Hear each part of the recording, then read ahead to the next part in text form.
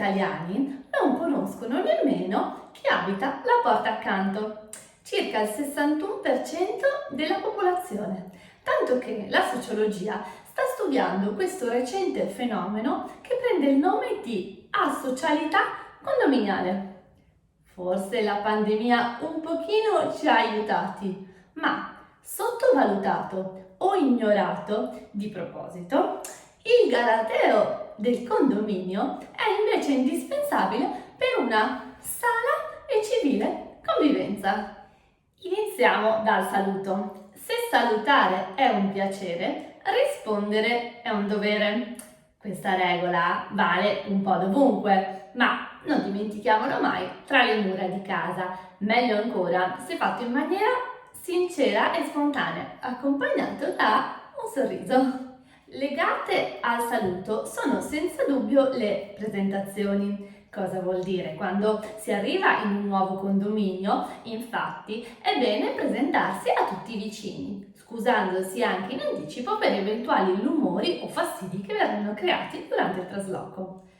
E poi, naturalmente, non dimentichiamo cortesia ed attenzioni, in particolare ad esempio per una signora anziana piuttosto che una mamma magari con i bambini in braccio e alle prese con le borse della spesa.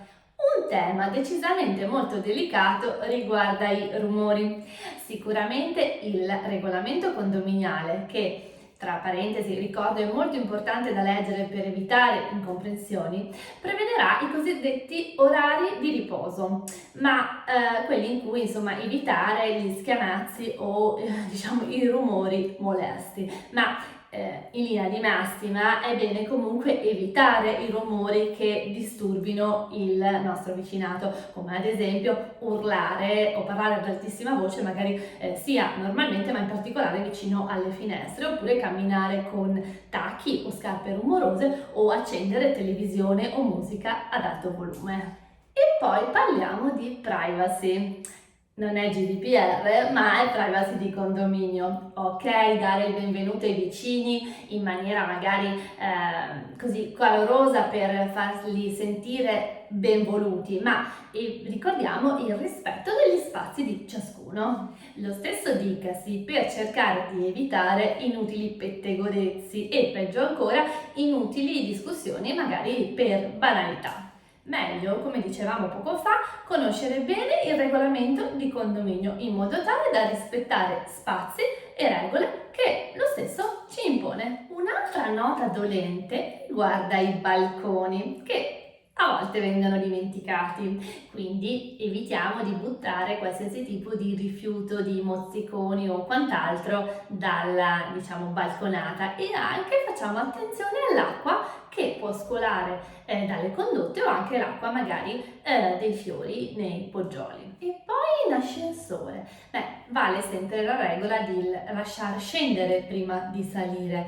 Evitiamo anche di tenerlo occupato inutilmente e, se possibile, limitiamone anche l'uso, che qualche gradino fa soltanto che bene alla salute. E parlando di scale, facciamo attenzione a anche qui rispettare le regole, quindi teniamo sempre la destra e cerchiamo di averne cura come qualsiasi altro singolo spazio condiviso. In Italia ogni anno si registrano circa 2 milioni di cause condominiali.